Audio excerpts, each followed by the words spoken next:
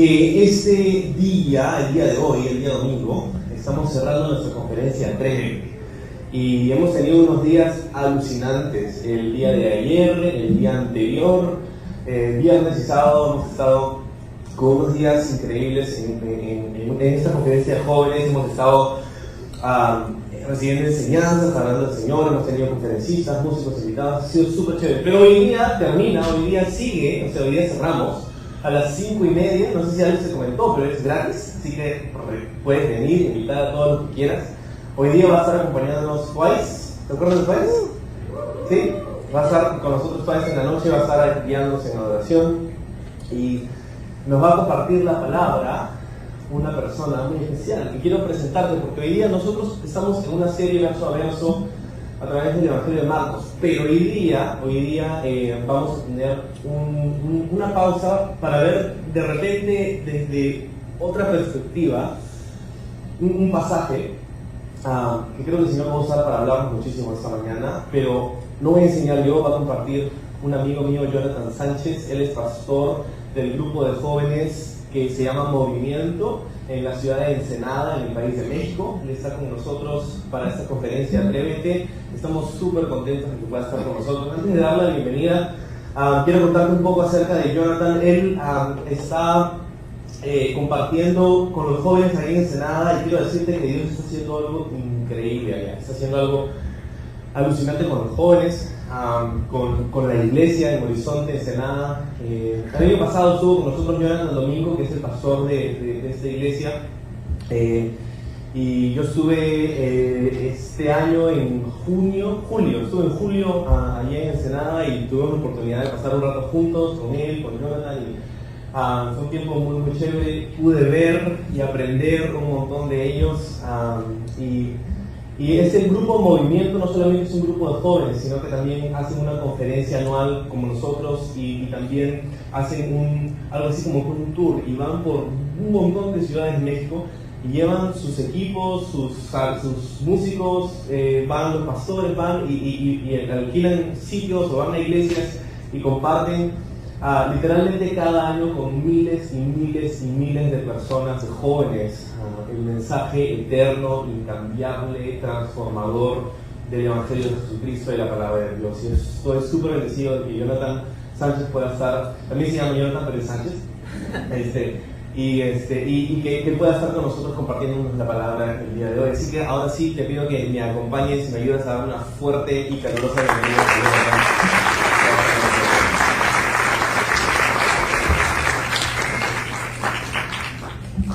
¿Cómo están? Bien. Vengo desde México y... Ok, ¿cómo están? Bien. Mucho mejor. Yo estoy acostumbrado a compartir con jóvenes, entonces hoy, por una hora, menos, o lo que dure el servicio, vamos a ser jóvenes todos. Entonces, sin importar tu edad, yo te voy a ver como un joven. ¿Está bien? ¿Está bien? Es tu sueño hecho realidad, ¿para qué te haces?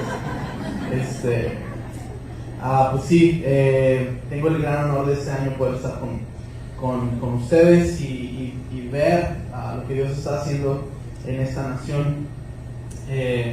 Como dijo Manolo, estamos en Ensenada, al norte de México, casi frontera con Estados Unidos, y Dios ha sido bueno, nos ha permitido no solamente poder compartir el mensaje ahí, sino poder llevarlo a otros lados en Estados Unidos y también en México. Ha sido increíble. Es mi primera vez en Lima, entonces me ha parecido increíble en una ciudad llena de arte y cultura, y si algo me gusta en la vida es el arte y la cultura. Entonces estoy muy, muy, muy honrado de poder estar el día de hoy aquí. ¿Alguien está contento? Y quiero nomás decirte esto antes de empezar. El día de hoy tenemos una oportunidad como iglesia de dar a conocer a Jesús en un lugar público que no es la iglesia que normalmente es, y que es algo atractivo para otras personas que regularmente no van a la iglesia. Entonces el día de hoy date la oportunidad al salir de aquí de pensar en unas 5 personas que puedes invitar al día de hoy al cierre de la conferencia Atrévete 2017. Busca a alguien, piensa en un amigo, en un vecino, en un familiar e invítalos y llévalos. La mejor cosa que podemos invertir en otras personas es eternidad. Y la manera en que podemos invertir eternidad en otras personas es dándoles a conocer el mensaje de Jesús. Entonces invita a alguien esta noche, vamos a hacer una fiesta, vamos a cerrar esta conferencia. Nosotros celebrando que alguien se ha encontrado con Jesús y las personas que llegan y aceptan a Jesús celebrando de que pudieron encontrar la esperanza que tanto estaban buscando. Y si la encontraste tú en algún momento, yo creo que también ellos pueden encontrarla. Así que invita a alguien esta noche y vamos a tener un tiempo increíble. Acompáñame a Marcos capítulo 5, verso 21. Marcos capítulo 5, verso 21. Vamos a leer hasta el verso 29, después oramos y vemos qué es lo que Dios quiere decirnos esta mañana. Dice así, Marcos capítulo 5, verso 21. Jesús entró de nuevo en la barca y regresó al otro lado del lago, donde una gran multitud se juntó alrededor de él en la orilla. Verso 22. Entonces llegó uno de los líderes de la sinagoga local llamado Jairo. Cuando vio a Jesús, cayó a sus pies y le rogó con fervor: mi hijita se está muriendo, hijo. Por favor, ven y pon tus manos sobre ella para que se sane y viva. Jesús fue con él, toda la gente lo siguió, apretujaban a su alrededor. Verso 25. Una mujer de la multitud hacía 12 años que sufría una hemorragia continua, había sufrido mucho con varios médicos y a lo largo de los años había gastado todo lo que tenía para poder pagarles, pero nunca mejoró. De hecho, se puso peor. Ella había oído de Jesús, así que se le acercó por detrás entre la multitud y tocó su túnica, pues pensó: si tan solo tocara su túnica, quedaré sana. Al instante, la hemorragia se detuvo y ella pudo sentir en su cuerpo que había sido sanada de su terrible condición. ¿Por qué cerrar sus ojos y oramos? Señor, gracias Dios porque eres bueno. Padre, gracias Dios porque esta mañana nos permites, Dios, poder respirar de tu misericordia, de tu favor, de tu bondad. Gracias, Señor, porque podemos proclamar a los 4 vientos en esta ciudad que Jesús es la respuesta. Gracias, Dios, porque nos has dado un lugar donde poder congregarnos y adorarte y conocerte y buscarte, Señor, y darte a conocer. Gracias, Dios, porque has traído a cada corazón el día de hoy, esta mañana, con un propósito específico. Queremos conocerte, queremos escucharte, queremos sentirte, Señor. Padre, yo reconozco que no tengo absolutamente nada que ofrecer, pero sí sé, Señor, que una palabra que venga inspirada desde tu trono puede cambiar el resto, no solo de nuestra vida, sino el resto de nuestra eternidad.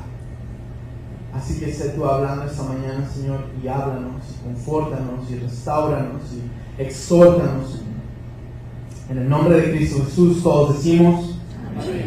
Todos decimos amén. Amén. Es normal ver que Jesús hace milagros.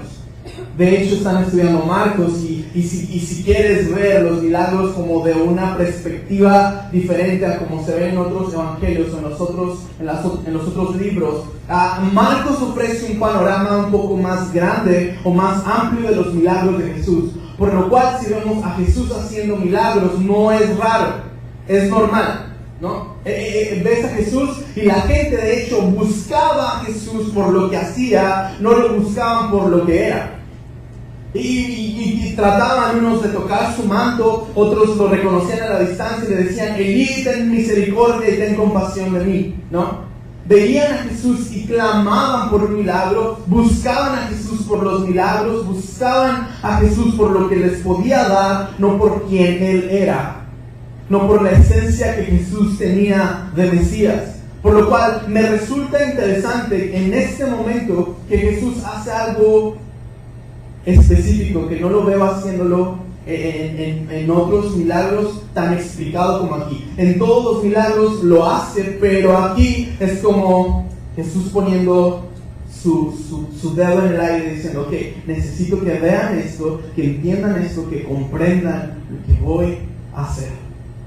¿Por qué? Porque Jesús sale de una barca, se topa con un endemoniado que dice que rompía las cadenas con las que ataban a ese endemoniado y buscaban piedras filosas y se cortaba. Ese hombre, el endemoniado, se cortaba. Y después vemos a este endemoniado que es liberado. Entonces Jesús regresa a la barca y sigue su camino y se encuentra entre la multitud. Llega un hombre que se llama Jairo y le dice, hey, mi hija está enferma y pues va a morir. Ven y pon tu mano y ella va a sanar. Entonces Jesús va, pero tienes que pensar en esto, que Jairo es el famoso. Jairo es el maestro de la sinagoga, es el líder de la sinagoga, y si alguien conocía a alguien en ese lugar, era Jairo. Entonces Jairo llega y le dice al maestro, ven, porque mi hija está enferma. Y va caminando y se acerca una mujer por detrás y toca su manto. Todos conocemos esta historia y en el capítulo 5 vemos a Jesús haciendo 3 milagros diferentes con 3 personas diferentes y lo que los une a estos milagros es que Jesús hace exactamente lo mismo. No es raro que Jesús hace milagros, lo que me llama la atención es cómo hace los milagros. Porque nos está dando a entender algo muy específico que creo que si como iglesia llegamos a entender la historia de la iglesia, no solo en México o en Lima o en Latinoamérica o en Sudamérica, cambiaría la historia de todo el mundo. Cambiaría completamente el panorama global de la iglesia si entendiéramos qué es lo que Jesús está a punto de hacer. Jesús está, y es fácil ver varias veces que Jesús está entre la multitud y varias veces deja la multitud para enfocarse en un individuo.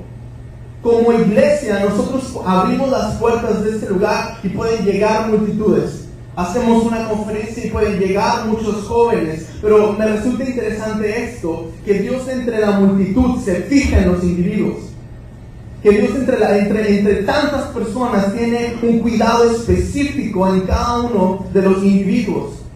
Y Jesús lo hace. Yo estoy agradecido que en un momento de mi vida Jesús me vio y no simplemente pasó de largo, sino se detuvo a poder interactuar conmigo. Y probablemente es tu historia que todos te pasaban de largo, pero Jesús en un momento dijo, necesito escuchar al que nadie escucha, abrazar al que nadie abraza y tocar a este individuo. Dice la Biblia que era una mujer. Que había una mujer que tenía 12 años con un flujo constante y continuo de sangre. Obviamente sabemos que la condición de una mujer que tiene un periodo menstrual, por más de lo que el periodo dura, lo vemos desde Levítico, esta mujer era considerada como impura. Cualquier mujer que sobrepasaba los días de su menstruación era impura. Esta mujer no se había pasado unos días, no se había pasado unos meses, se había pasado 12 años. Con un flujo constante de sangre, por lo cual si ella tocaba algo, eso era impuro. Si ella se sentaba en la mesa era impura. Si ella se acostaba en la cama era impura. Las sábanas y las cobijas eran impuras. Todo era impuro. Todo. Esta mujer no solo tiene un trasfondo de flujo constante de sangre, tiene un trasfondo de apeste, tiene un trasfondo de rechazo, de fracasos, de aislamiento, de dolor, de soledad. No solo es un flujo constante de sangre, es un flujo constante de dolor, es un flujo constante que le está drenando cada día. Es un flujo constante de sufrimiento, es un flujo constante de dolor, es un flujo constante de rechazos, es un flujo constante de fracasos. Y me llama mucho la atención porque en este capítulo vemos estos 3 milagros que Jesús hace. Y me llama mucho la atención porque Jesús va con una niña que tenía 12 años. Y hay una mujer que tiene 12 años con flujo de sangre. Y si te pones a pensar, a los 12 años es el promedio de la edad de que una mujer empieza a menstruar. Probablemente esta mujer tenía 24 años y tiene 12 años con un flujo constante de dolor, con un flujo constante de fracaso y de rechazo y de aislamiento y de soledad. Pero gracias a Dios, Jesús pasa. Jesús pasa y Jesús se detiene, y eso es lo que me llama la atención, poder pensar en esto, que Jesús se detiene y Jesús tiene una atracción natural hacia el individuo. Que vemos que Jesús desde el principio Jesús, Dios mismo, muestra una atracción natural a lo desordenado y a lo vacío. Para a lo desordenado ponerle orden y a lo vacío llenarlo con el nombre de Jesús. Desde el principio. Y si tú tienes un amigo y si tú tienes un familiar que dices que mi vida es un desastre, pues qué bueno, porque Dios se fija en el desastre para venir a poner orden. Y lo vemos desde Génesis hasta Apocalipsis, Jesús poniéndole orden a lo desordenado, fijándose en el que nadie se fija, hablándole al que nadie habla y abrazando al que nadie quiere abrazar. Jesús es ese tipo de Salvador. Yo le doy gracias a Dios porque cuando nadie me veía, Él me vio. Y cuando nadie me escuchaba, Él me escuchó. Y cuando nadie me hablaba, Él me habló. Y cuando nadie me daba una solución eterna y las respuestas eternas que mi lógica y mi alma tenían, Jesús me las dio. Jesús me dio las respuestas. Y me encanta lo que Jesús está a punto de hacer. Y sé que son unos versos bien conocidos y son unos versos bien famosos, pero quiero que nos detengamos a pensar en el método que Jesús hace para poder sanar. No el flujo, el alma. Es fácil ver a Jesús sanar al ciego. El ciego de nacimiento hace lodo con saliva, lo pone en sus ojos y nos da un flachazo del Génesis, ¿no? Las mismas manos que crearon a Adán, ahora esas manos bajaron y crean las cuencas y los globos oculares para el ciego de nacimiento con barro, y nos da una imagen hermosa de Génesis. Lo vemos al paralítico levantarlo, a la prostituta defenderla.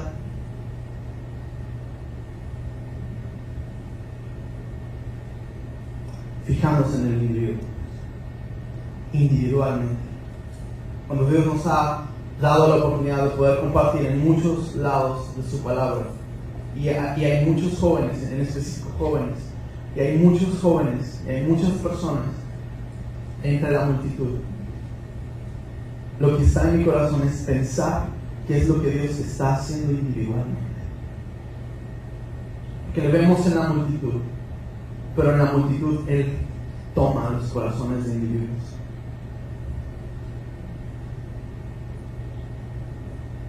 Jesús deja a la multitud, se aleja a la multitud para alcanzar al individuo, al olvidado, al desconocido, al anónimo, al que nadie se detiene. Jesús se detiene, lo escucha y lo perdona y lo sana y lo salva.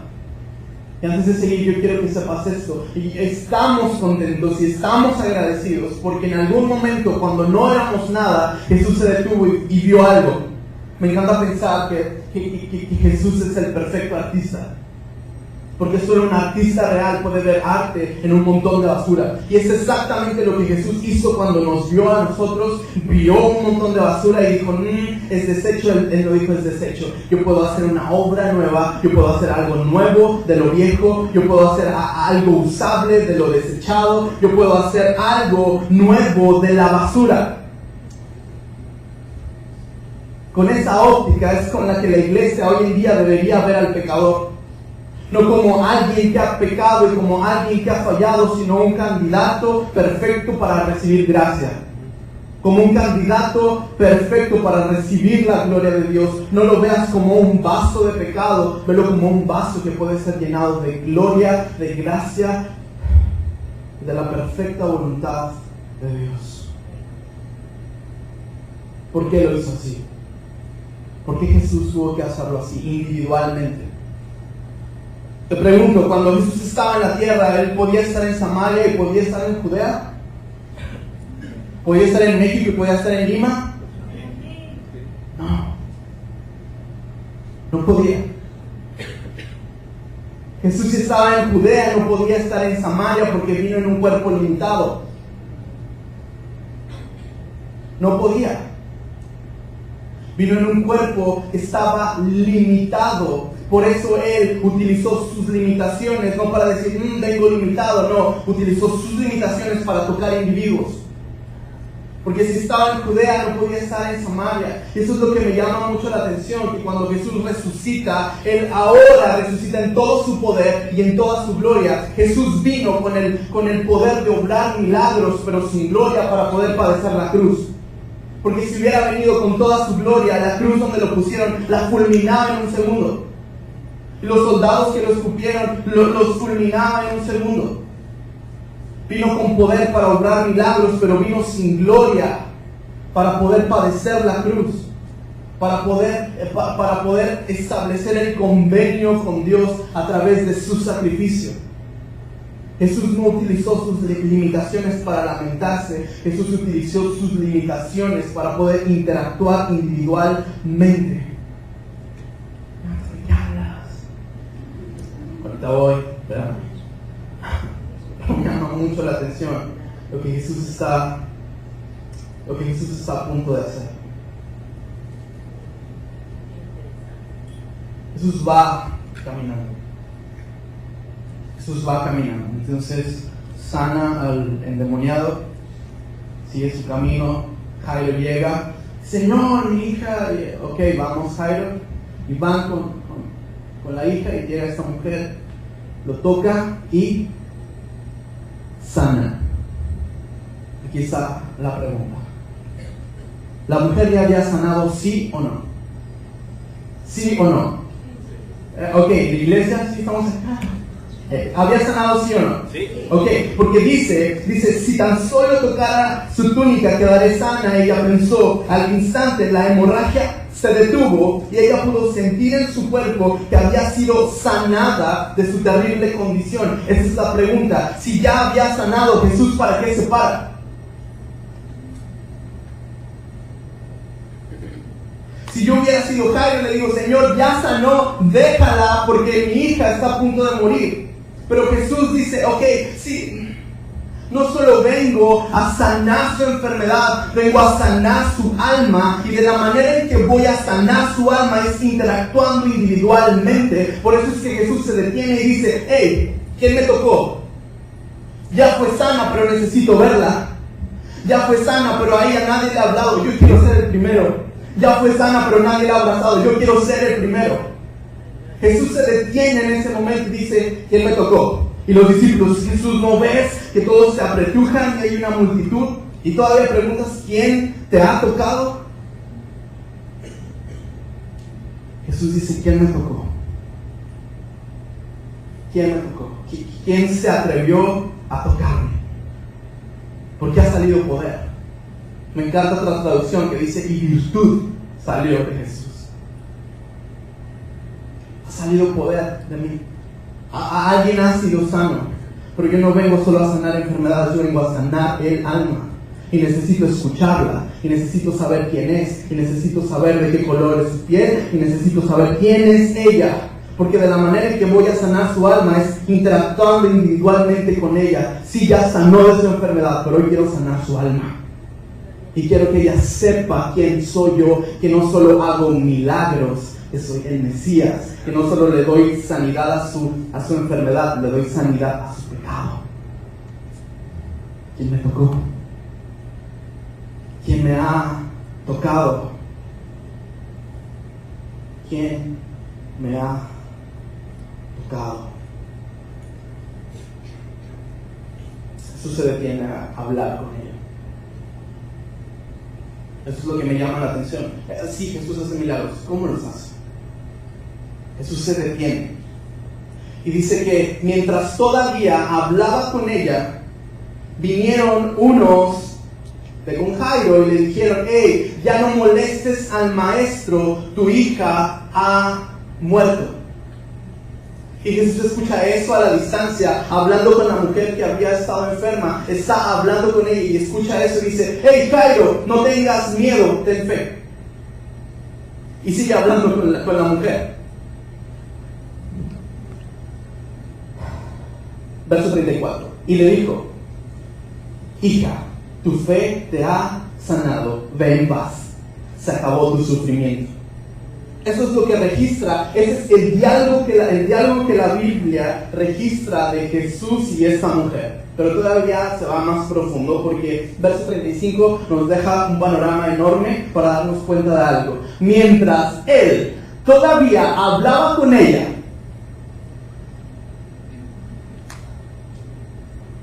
sí, Jesús habla. Jesús habla lo suficientemente para que alguien llegue y le diga: llegaron mensajeros de la casa de Jairo, el líder de la sinagoga, y le dijeron: tu hija ya está muerta, ya no tiene sentido molestar al maestro. Es evidente que estos mensajeros vieron que Jesús estaba interactuando. Dice: hey, no lo molestes. Se ve que está a gusto platicando, se ve que está cómodo platicando con esta mujer. Tu hija ya está muerta. Y Jesús dice: hey, estoy interactuando, pero tú no tengas miedo, ten fe. Estoy tocando individualmente a esta mujer, tú no tengas miedo, tú ten fe. Me encanta, mientras todavía hablaba con ella. Mientras todavía hablaba con ella. Y eso quiero decírtelo. Muchas veces vemos que Jesús hace milagros en otras personas. Muchas veces vemos que Jesús está usando a otras personas y vemos que Él ya está levantando líderes, está levantando pastores, y tú dices: ¿y a mí cuándo? ¿Y cuándo será mi tiempo? ¿Y cuándo será mi día? Jesús dice: no tengas miedo, ten fe. No tengas miedo, ten fe. Tu hija está muerta, punto. Ya no tiene sentido molestar al maestro, punto. Verso 33. Jesús oyó lo que decían y le dijo a Jairo: no tengas miedo, solo ten fe. Jesús detuvo a la multitud y no dejó que nadie fuera con él, excepto Pedro, Santiago y Juan, el hermano de Santiago. Quiero que puedas poner eso en tu panorama. Jesús detuvo a la multitud y no dejó que nadie fuera con él, excepto 3 de sus discípulos. Hay 2 tipos de personas en este milagro.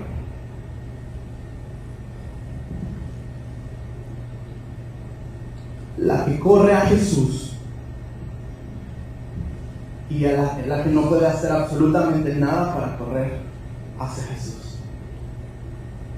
A la iglesia vienen 2 personas.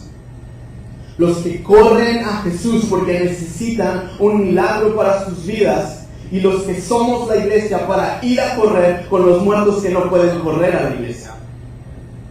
Hay 2 tipos de personas en este mundo. Es esa que corre, el que corre a Jesús porque es evidente que su situación necesita un milagro de Jesús. Entonces corren a Jesús y corren a tocar a Jesús. Eso lo hacemos como iglesia. Por eso es que ves servidores, por eso es que vemos que tenemos un lugar público para adorar a Jesús. ¿Por qué? Porque eso lo hacemos como iglesia. Como iglesia abrimos las puertas para que los que quieren correr a Jesús tengan un encuentro libre y directo con Él. Pero los que cuando esta pantalla se apaga y las luces se apagan y esas puertas se cierran y afuera está el vigilante, nosotros como iglesia vamos por los que no pueden correr a Jesús.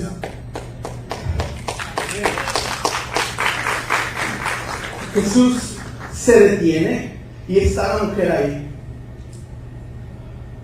Ya fue sana, ya interactué con ella, ya hice lo que nadie puede hacer. Ahora voy por los que no pueden venir a mí. Él dice: el que viene a mí no le echo fuera. Pero el mensaje completo es: recibo a los que corren a mí, pero aún los que no corren a mí, yo voy por ellos. Y lo hace en tus manos, y lo hace en tus pies. La manera en que Dios va a alcanzar al mundo lo va a hacer por medio de la iglesia. El cambio que Dios va a hacer en la humanidad lo va a hacer con las manos y los pies de la iglesia. con los brazos de la iglesia, con la boca de la iglesia, con los oídos de la iglesia, con el hombro de la iglesia. Lo que Dios quiera, lo que sea que Dios quiera hacer en esta humanidad, lo va a hacer por medio de la iglesia, inspirada por el Espíritu Santo e inspirada por la palabra. Dios recibe a los que corren a Él, y a los que no corren a Él, usa a la iglesia para ir por los muertos. Hace poco México tuvo un terremoto y Dios nos permitió a mí y a un amigo ir a levantar escombros e intentar ayudar. Y fuimos a un lugar específico que se llama Xochimilco. Y había una mujer que dijo, y si eres católico, te amamos, esta es tu casa, bienvenido, qué bueno que quieres conocer a Jesús. Pero dijo esto: ahora sí que ni la Virgencita nos ayuda. Ella dolida, porque tenía un altar que se había caído y sus imágenes estaban en el suelo. Entonces llegamos, hay un grupo de patinadores cristianos que se dedican a patinar y a compartir a Jesús. Y fuimos, y éramos un montón, llegamos, y con palas y con picos y con toda la actitud de querer ayudar a las personas, y esta mujer está triste, ¿no?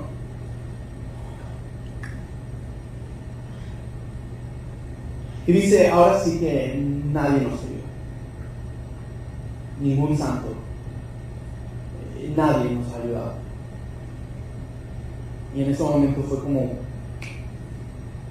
Jesús sí. Jesús sí.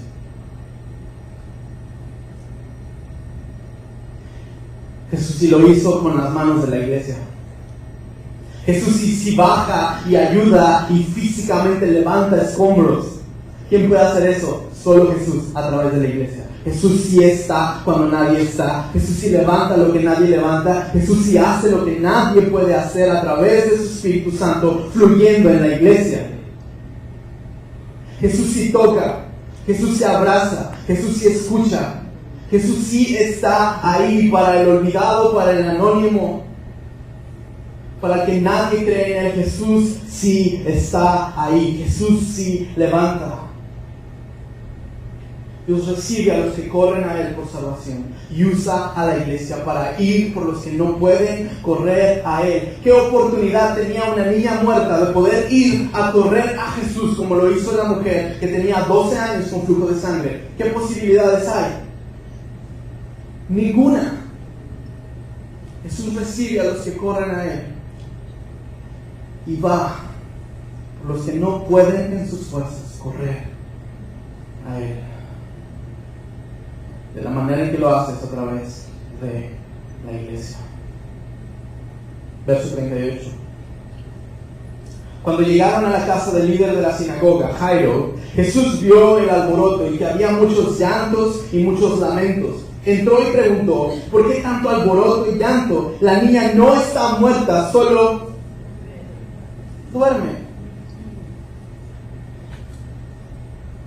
A Jesús no lo limita tu condición, porque al paralítico le dice, párate. No le dice, hey, a ti paralítico te digo que se incorporen tus huesos con tus... No, le dice, párate. No lo ve paralítico, lo ve sentado, lo ve tirado. A Jesús no le limita la condición de la humanidad, no lo limita. Ve a un paralítico y le dice, párate. A Lázaro estaba muerto, le dice, estaba adentro de la tumba, le dice, sal fuera. No le dice, Lázaro, a ti te digo, resucita y que... No, le dice, sal fuera. Ya la niña no la ve muerta, la ve dormida. Es que mi hijo está...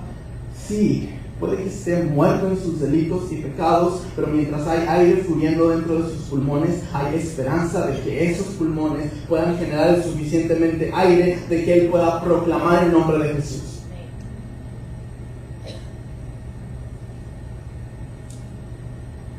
Jesús hace esta pregunta: ¿por qué tanto alboroto y tanto llanto?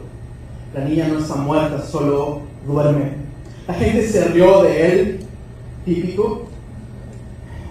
Pero él hizo que todos salieran y llevó al padre y a la madre de la muchacha y a los 3 discípulos a la habitación donde estaba la niña. Le tomó de la mano y le dijo, Talita cum, que significa, niña, levántate. Entonces la niña, que tenía 12 años, enseguida se puso de pie y caminó. Los presentes se quedaron conmovidos y totalmente asombrados. Jesús dio órdenes estrictas de que no le dijeran a nadie lo que había sucedido. Entonces les dijo que le dieran de comer a la niña. Vemos hasta este momento, Jesús al paralítico le habla, Jesús al ciego lo toca, Jesús al leproso lo toca, Jesús a la prostituta la escucha y a los muertos les habla. ¿Qué tipo de Salvador tenemos? El tipo de Salvador que vino e interactuó individualmente, utilizando cada uno de sus sentidos para poder escuchar las necesidades del que lo necesitaba. ¿Qué tan difícil es ser un paralítico? Jesús le habla.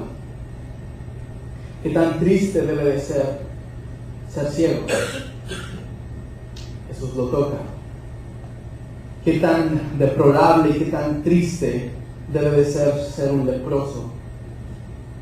Jesús lo toca. ¿Qué tan vergonzoso debe de ser exhibido como una prostituta? Jesús aboga por ella y la escucha. ¿Y qué tan terrible debe ser estar muerto? Jesús le habla. Jesús habla, Jesús toca, Jesús escucha. Individualmente. Individualmente.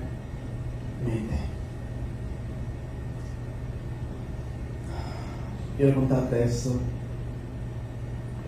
Cuando hice estas notas, es difícil para mí pensar en esto. En secundaria había un amigo. Siempre que cuento esta historia me batalla. ¿Por qué? Siempre digo amigo y no era mi amigo. Vas a ver por qué. Había un chico que estaba en mi clase y él era el típico que siempre estaba ahí, al menos cuando yo iba. Yo no iba mucho, pero cuando iba le echaba ganas, o sea, me aplicaba a veces. Y cuando iba, yo siempre estaba como al otro lado y él siempre estaba en la segunda, hasta la pared, de la segunda fila hacia atrás, en la segunda. Ahí estaba siempre. Entonces yo llegaba y lo veía y bueno, ahí está. Un día se corrió un rumor de que alguien había fallecido, y su silla estuvo vacía por un día, y por otro día, y por otro día. Ya al cuarto dije, es evidente. El lunes de la siguiente semana, en los honores a la bandera, suenan las trompetas y piden un minuto de silencio para un amigo, compañero que había fallecido, compañero de la escuela. Y después de ese minuto de silencio, tocan las trompetas y todos se van sin música al salón. Me acuerdo que en el receso que hay para el lunch ponían música y ese día no pusieron, de hecho casi toda esa semana no pusieron. Y se respiraba un ambiente bien raro dentro de la escuela. Y yo recuerdo, yo no conocía a Jesús y recuerdo y me senté y me pasaba viendo esa silla. Siempre la veía, siempre. Y siempre hubo esta pregunta en mi mente, ¿por qué no le hablé? ¿Por qué? ¿Por qué no le pregunté algo, lo que sea, no sé, lo que sea? ¿Te gusta la patineta? ¿Te gusta la bici? ¿Te gusta pintar? ¿Qué te gusta? ¿Cómo estás? Hola. Interactuar o escuchar, ¿cómo estás? O algo. Pues siempre hubo esta pregunta y días después se corrió un rumor dentro de la escuela que en su cuello había como marcas de que en el momento que se suicidó había intentado como evitarlo. Lastimosamente no pudo evitarlo y sí falleció. Y siempre estuvo la pregunta, ¿por qué no le hablé? ¿Por qué no le dediqué unas cuantas palabras? ¿Por qué no le pregunté cómo? Ni siquiera me acuerdo de cómo era su voz. Solo recuerdo que a veces si alguien hacía una broma, él era el tipo que se reía y se reía como Se reía de todas, pero no, nunca era carcajada, ni era tan amigable ni nada, pero recuerdo que ahí estuvo y recuerdo que tuve la oportunidad de hablarle, de escucharlo y no lo hice. Conozco a Jesús y siempre he tenido esto en mi mente. Tienes que vivir de tal manera que puedes ver a todas las personas a los ojos, sabiendo. Pablo, el apóstol Pablo, lo escribe en Hechos, capítulo 18, verso del 20 en adelante, y dice: si uno de ustedes sufre la muerte eterna, no será mi culpa, porque yo me encargué de predicarles todo lo que Dios quería que ustedes sepan, la buena noticia sobre la maravillosa gracia de Dios. Cuando veo todo esto y a los años después de eso encuentro a Jesús, conozco a Jesús y encuentro muchas respuestas, siempre estuvo en mi mente: ¿por qué no le hablé? Pero de ahí en adelante mi meta fue interactuar con cada uno de los individuos que se cruzaran por mi camino y de hacer lo que Jesús hizo conmigo: escuchar, tocar y abrazar, hablar. ¿Cómo sería la historia de la iglesia? ¿Y cómo sería la historia de Atrévete, el grupo de jóvenes? ¿Y cómo sería la historia de tu familia? ¿Y cómo sería la historia de tu casa si te dieras unos cuantos minutos para conocer la necesidad del otro y poder redireccionarla a Jesús? ¿Cómo sería la historia de la iglesia si nos detuviéramos por unos cuantos minutos y no ver al pecador por el hombro, sino agacharnos a su misma condición y redireccionarlo a Cristo? ¿Cómo sería la historia de la iglesia hoy en día?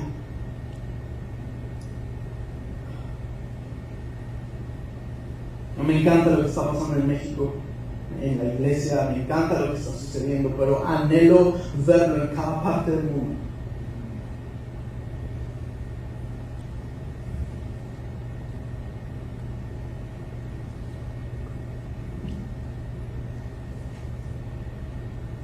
Yo creo que hay un Carlos en cada ciudad, en cada preparatoria, en cada universidad, en cada secundaria, en cada colegio.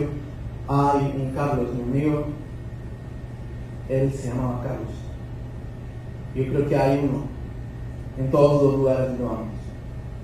Como iglesia podemos tocar y podemos escuchar y podemos hablar al pecador, al que necesita a Jesucristo.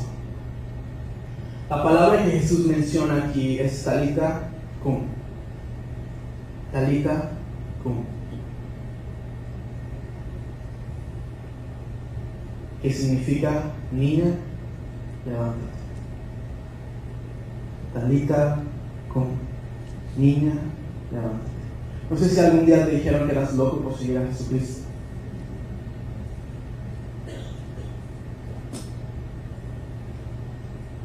Pero me encanta que no soy el único loco, porque Jesús habla con los muertos. Claro que soy loco. Mi rey le habla a un muerto. Mi rey ve a un muerto y no lo ve muerto, lo ve como un candidato de vida. Él dice esta frase, Talita cum, y la dice en su oído y la dice en arameo. No era el dialecto, no era el idioma de Jesús, pero me llama mucho la atención que Jesús le habla en su idioma para que esta niña pueda entenderlo. ¿Ves lo que Jesús hace, o esta sanidad y lo que esta niña recibe vida? No depende de la niña, depende completamente de Jesús. Y Él va a hacer lo que Él tenga que hacer para que ella reciba la vida, incluso hablarle en su propio idioma, para que esta niña pueda levantarse. Jesús ve la necesidad del pecador y no la ve de lejos, se acerca, y ya que está cerca le habla en su idioma para poder levantar lo que de ninguna otra manera se podría haber levantado. Jesús lo hace, Jesús está ahí, Jesús llega y la ve, y no la ve muerta, la ve dormida, y no la ve como una candidata a una tumba, la ve como una candidata a una vida real y verdadera. Me encanta. Jesús habla con los muertos. Antes de esto hay otros 2 muertos en la Biblia, y me llama mucho la atención que a esos otros dos muertos en la Biblia, Jesús les habla. El primero de ellos era el hijo de la viuda de Naín, el cual estaba bien muerto, porque lo llevaban ya en un desfile fúnebre para que lo enterraran. Y vemos que Jesús ve que van en el desfile. Jesús se acerca con el joven que estaba muerto. Era un joven, se acerca a él y le dice: joven, levántate, resucita. Y este joven ahora es llevado por Jesús con su mamá, la viuda de Naín. Después Lázaro, el mejor amigo de Jesús, muere, y la Marta y María le dicen a Jesús: hey, si hubieras estado aquí no hubiera muerto mi hermano. Jesús dice: ¿dónde lo pusieron? Van a la tumba. Jesús llega a la tumba. Después, llega a la tumba, llora. Llega a la tumba después y le grita a Lázaro, le habla a Lázaro. Le dice: Lázaro, sal fuera. Le habla al individuo, le habla al leproso, lo toca, al muerto le habla. Vimos el primer joven, Jesús le dice: joven, levántate. Ahora a su amigo, vemos a un hombre joven y luego vemos a un hombre más maduro, y a los dos les habla. Al muerto le habla. Ese es el problema, que a veces vemos muertos y no les hablamos. ¿Por qué? Porque están muertos. No hay candidato más perfecto que alguien que está muerto para recibir vida. Y vemos al muerto y ya está muerto. Y huele a muerto. Jesús se acerca, le dice: joven, levántate. Y lo lleva con su mamá. Jesús va hacia Lázaro y le dice: Lázaro, sal fuera. Y Lázaro sale. Jesús ve a esta niña muerta y llega con la niña y le habla en su idioma. Jesús habla con el muerto. Si Jesús le habla a los muertos, ¿quiénes somos nosotros para limitar a su espíritu y no hablarle al que está muerto en sus delitos y pecados, para redireccionarlo a la salvación, a la cruz, y decirle: en él hay perdón, hay redención, hay una vida nueva?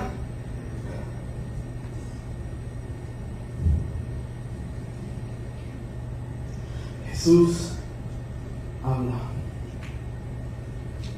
Jesús vino a obrar milagros entre las multitudes, pero a dar salvaciones individuales.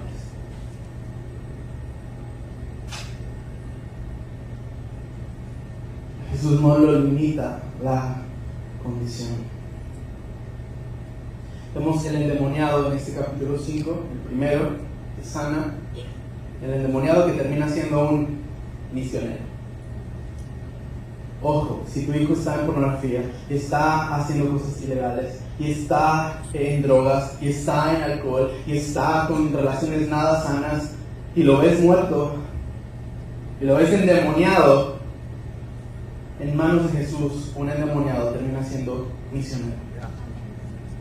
Porque después este hombre, Jesús le dice: no le digas a nadie, pero él se va, y en 10 ciudades a las cuales Jesús pasaría después, él se va anunciando que hay un hombre que se llama Jesús y que lo trajo, que le dio una liberación. Y vemos a un endemoniado que después termina siendo un misionero. Vemos a una mujer impura, la vemos limpia. Vemos a una niña muerta que termina estando viva. Todos en la mano de Jesús. Sí, me ayuda alguien con la guitarra. Quiero hablar de eso. Cuando vemos a alguien que ha caído, cuando vemos a alguien, incluso de la iglesia, vemos a alguien que ha muerto, su ministerio, incluso otras cosas más personales, y lo vemos que han muerto y que hoy su etiqueta dice pecador. La misión de la iglesia no es ignorar al pecador. La misión de la iglesia es mostrarle redención. ¿Por qué? Porque estamos viendo lo que está sucediendo en México. Porque vemos todo lo que está pasando para bien. Sí, duelen las cosas que suceden, pero también vemos que la iglesia se está levantando como nunca. Y vemos que jóvenes se están levantando como nunca. ¿Por qué? Porque entendimos que donde hubo gracia para nosotros, hay gracia para los demás. Que donde hubo perdón para mí, hubiese habido perdón también para Carlos. Ahora la silla vacía ya no es la silla de aquella aula o de aquel salón en la escuela. Ahora la silla vacía es la que tienes a un lado de ti. Ahora la silla vacía es las que faltan allá arriba y las que faltan allá atrás. Ahí hay individuos, ahí debería estar el ignorado, ahí debería estar el olvidado, el anónimo, el ignorado. Y la iglesia debería de estar volteando no solo por el hombro, sino agacharse y saber la condición y las necesidades de cada persona que necesita. Porque la necesidad del pecador tiene el tamaño exacto del nombre de Jesucristo. Y la silla ya no es aquella aula, la silla es esa, es aquella y todas las de arriba. Iglesia, podemos dar a conocer. Qué cruel sería tener la cura del cáncer más letal y no dártela. Sabiendo que tenemos la cura de tu alma, del pecado de tu alma, y no dártela y esconderla. Como iglesia recibimos multitudes, como cristianos tocamos individuos.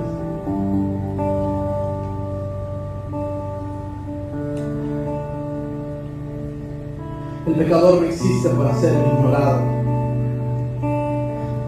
El pecador y el anónimo no existen para que les saquemos la vuelta y lo dejemos ahí. No existen para eso.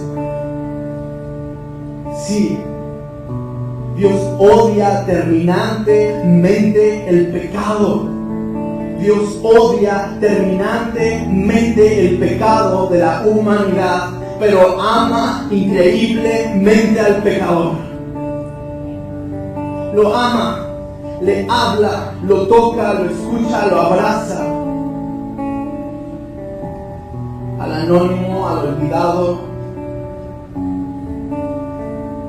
El pecador no existe para ser ignorado. El pecador no existe para ser excluido de nuestros círculos cristianos. El pecador sirve para una sola cosa, y eso es ser redimido por la sangre del Cordero, que fue puesto en una cruz para salvación de la humanidad. Y cada que hacemos algo, cada vez que Él toca, cada vez que alguien te abre la puerta, cada vez que tú compartes algo de Jesucristo, cada vez que haces eso, estás cumpliendo lo que el apóstol Pablo dijo, como si Dios rogase por medio nuestro, reconciliados con Dios. Cada vez que hacemos algo, por mínimo que sea, para bien del reino de Jesucristo, estamos haciendo lo que Pablo dijo: hey, reconcíliense con Dios a través de Jesucristo. Reconciliados con Dios. Pablo lo dice, como si Dios rogase por medio nuestro.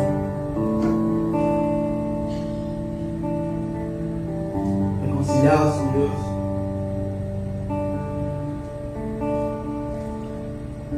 La garganta que Dios va a usar para rogar reconciliados con Dios es tu garganta. Es mi garganta. El pecador no existe para ser ignorado. No. Sino para ser escuchado, para ser abrazado, para ser tocado, para ser sanado, para ser salvo. Lucas capítulo 15, verso 7. Habrá más alegría en el cielo por un solo pecador que se convierta que por 99 justos que no tienen necesidad de conversión. Habrá más alegría en el cielo por un solo pecador, por un solo pecador, por un solo pecador.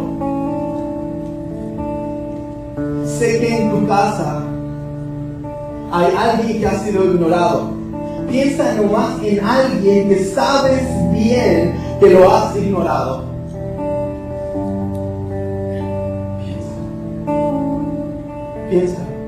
Piensa en tu familiar. Piensa en alguien que tú sabes que has ignorado. Piénsalo y manténlo en tu mente y graba su nombre en tu mente y en tu corazón, para si en la semana lo ves, estés seguro de que le presentaste a Jesucristo y una esperanza eterna a través del mensaje. Piénsalo Piensa en el nombre de tu familiar que has ignorado. Piensa en el nombre de tu compañero de trabajo que sabes que necesita a Jesucristo y tú tienes la cura.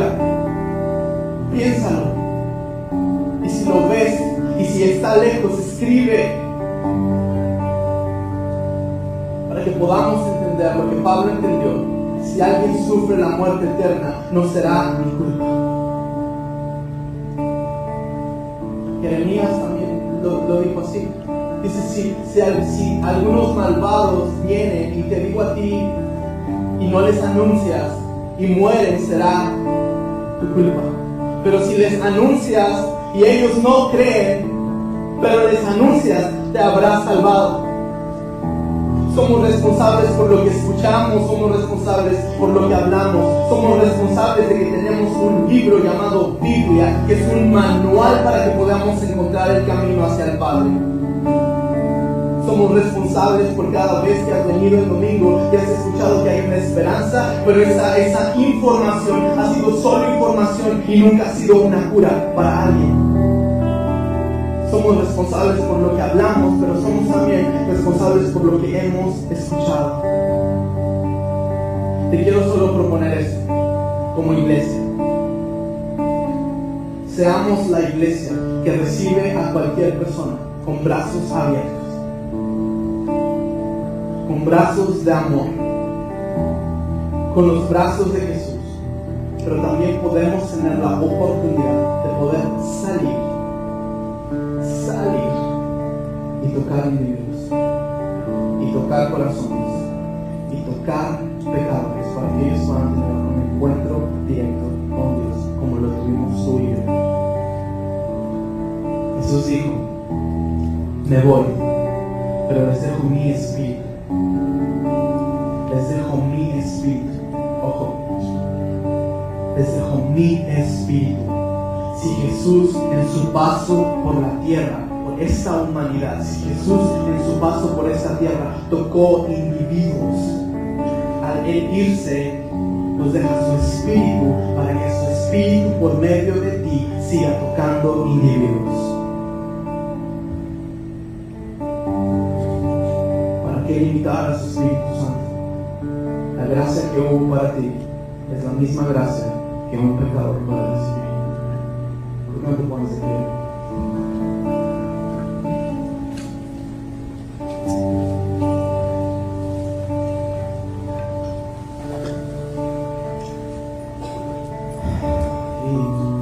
Piensa esto, que el día de hoy tenemos una oportunidad como iglesia de poder invitar a alguien que ha sido ignorado quizá, que esa persona el día de hoy, esta tarde, pueda tener un encuentro. Te quedaste con ganas de invitar a alguien hoy a la iglesia, tienes una oportunidad de invitarlo esta tarde, de que esa persona tenga un encuentro con Jesucristo. Si no puedes, aprovecha cada día de la semana para poder tocar corazones y poder tocar individuos, porque créeme, Jesús lo hizo. Y ha dejado a la iglesia esa gran comisión de poder tocar corazones y de poder tocar individuos. Abraza al que nadie quiere abrazar, escucha al que nadie quiere escuchar, toca al que nadie quiere tocar y ve al que nadie quiere ver. Es lo que Jesús hizo, es lo que Jesús quiere seguir haciendo en la iglesia, a través de la iglesia y por la iglesia. Cierra tus ojos, Señor. Gracias, Dios, porque eres bueno. Gracias, Señor, por tu bondad. Gracias por tu favor hacia nuestra vida, Señor. Gracias. Padre, te pido, Dios, que tu palabra en nuestro corazón sea como un carbón hirviendo en nuestra boca, que es imposible ocultar que lo tenemos. Padre, gracias porque has levantado un lugar en esta nación, porque has levantado un lugar en esta ciudad para poder proclamar el nombre de Jesucristo a los cuatro vientos, Señor. Gracias porque podemos recibir a los que corren a ti, pero Padre, pon en nuestro corazón el anhelo de ir y correr por los que no pueden correr a ti, Señor. Dios, gracias por cada uno de los corazones que tú has traído a este lugar. Gracias, Dios. Gracias por levantar a tu iglesia. Gracias, Señor, por darnos un destino eterno, por darle preservación a nuestra alma eternamente. Gracias, Señor. Gracias porque podemos cantarte. Gracias porque podemos conocerte. Gracias porque te has revelado, Señor. Pero ayúdanos, Señor, a poder dar a conocer y a poder darles a otros esta luz que solo es de ti y viene de ti, pero que la poseemos, Señor. Podemos iluminar el camino de alguien que está perdido en la oscuridad. Gracias, Señor. Gracias, Señor, porque desde el principio tú te muestras como luz. En Génesis y en Apocalipsis dice la Biblia que tú estás como esa luz, que no tendremos necesidad ni de luz de sol ni de luz de lámpara, porque la luz de nuestro Señor iluminará todo. Padre, que esa luz podamos darla a conocer al que está perdido en la oscuridad más horrible de su vida. Esa es mi oración. En el nombre de Cristo Jesús.